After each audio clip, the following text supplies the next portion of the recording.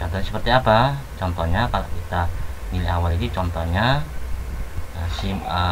pi ya, simbol pi itu 22/7 atau 3,14. Ini untuk mencari lingkaran gitu ya, pi. Nah, di sini sudah ada pi itu nilainya berapa. Maka di sini kita buat simbol segi 6 ini ya, yaitu pemberian nilai awal. Intinya nilai awal itu yang sudah ada nilainya ya, sudah ada nilai bakunya. Nah, ini nilai awal.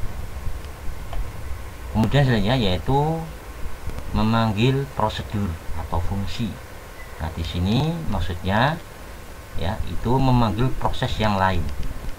Nah, ini digambarkan dengan ya segi kotak ya, segi 4 kotak, ada 2 garis nih di dalamnya. Ini sama dengan proses, cuma bedanya ada 2 garis di dalam kotak tersebut.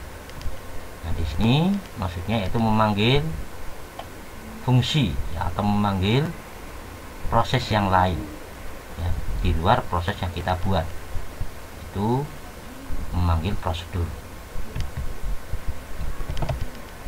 Nah, kemudian selanjutnya yaitu konektor. Ini menghubungkan ya, menghubungkan di halaman yang sama ya. Maksudnya kalau dalam satu halaman itu ya, kita bagi menjadi 2 kolom ya. Kolom pertama itu kita buat flowchartnya, kemudian flowchart kita buat.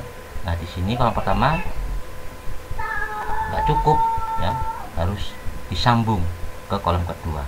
Maka untuk menyambungnya ini kita menggunakan simbol lingkaran masih dalam satu halaman. Kemudian selanjutnya kalau beda halaman ya, halaman 1 itu kita buat flowchartnya, sudah selesai, kita mau nyambung lagi ke halaman berikutnya, maka disimbolkan dengan B ini ya, kotak tapi di bawahnya ya, agak miring. Nah, kemudian dokumen ya, multi dokumen. Nah, kalau kita membutuhkan dokumen ya, berkas, maka disimbolkan dengan ini ya, seperti ini gambarnya, untuk mengambil dokumen. Kemudian kalau kita berhubungan dengan media penyimpanan, nah, di sini adalah media penyimpanan, entah itu menyimpan data ya, intinya dia itu menyimpan, untuk menyimpan. Ini disimbolkan dengan gambar tabung. Ini menyimpan data. Nah, selanjutnya ya, nah di sini proses itu ada beberapa macam ya. Yang pertama sequence proses. Nah, sequence proses ini dia urut ya, disimbolkan dengan urut. P1 ya, ini aliran datanya, kemudian proses, ini proses yang pertama, kemudian turun lagi menuju ke proses yang kedua ya. Dari P1 ke P2 ini urut langkah-langkahnya. P1 dulu, baru kemudian proses pertama dulu, baru proses kedua. Nah, di sini urut. Nah, urut ini dinamakan apa? Sequence proses.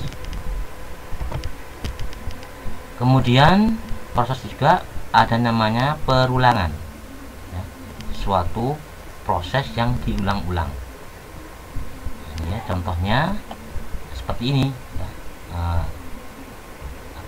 gambaran dari proses perulangan. Nah, ini syaratnya, ini di sini harusnya gambar belah ketupat ya, karena dia memilih kondisi ya, ini salah ya.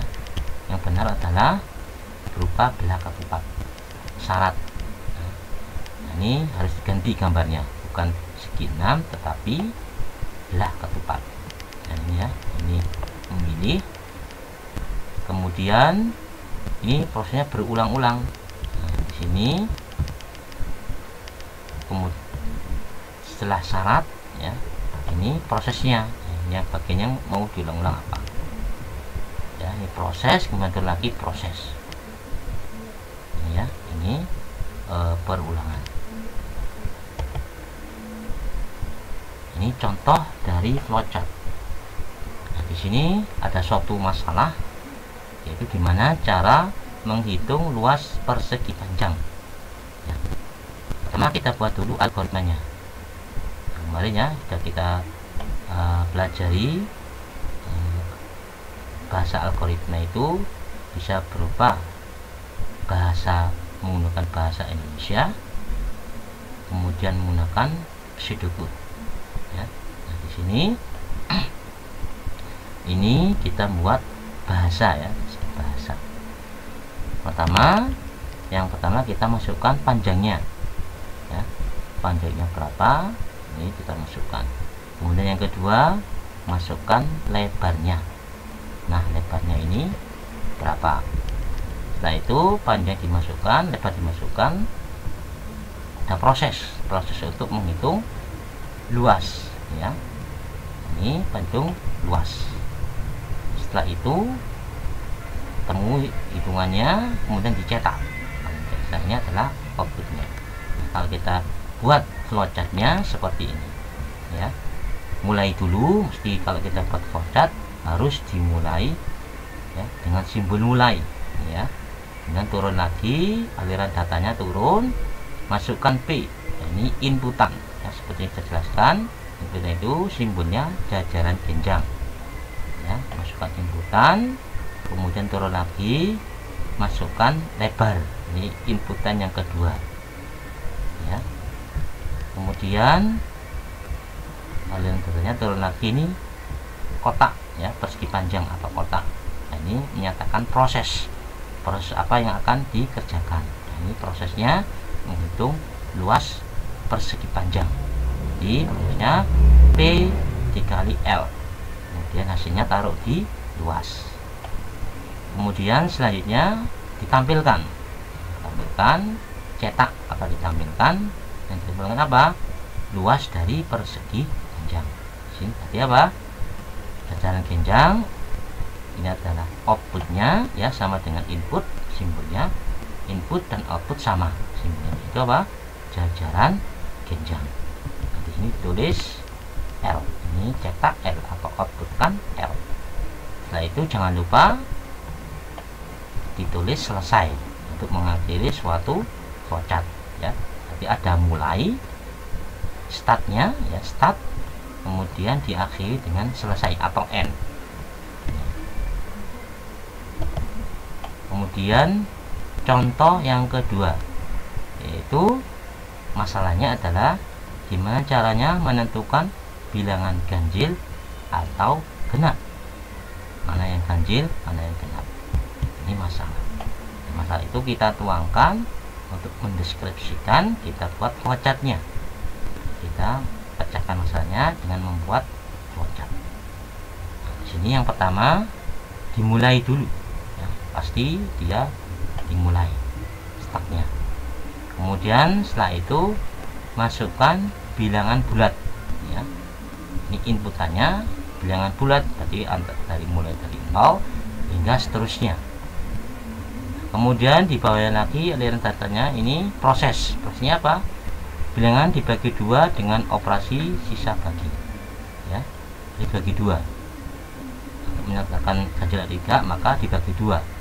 Kalau hasilnya 0, maka dia apa? Bilangan genap. Kalau hasilnya 1, maka dia bilangan ganjil. Itu konsep dari proses pemecahan masalahnya. Nah, kemudian ini bilangan dibagi 2 dengan operasi sisa bagi. Ini ya. Nah, di sini sisa bagi. Jadi yang diambil adalah sisanya. Saat ini kita membuat kondisinya. Nah, kondisi ini simbolnya apa? Adalah ketupat. Kita cari yang sisanya berapa? Sisanya 0 atau 1. Nah, di sini ada pilihan, ada kondisi. Nah, simbolnya apa? Adalah ketupat. Nah, di sini saya baginya, kalau dia ya hasilnya 0 ya, dari proses ini hasilnya 0, maka dia genap ya, berarti 0 ya, maka ambilkan bahwasanya bilangan itu adalah genap.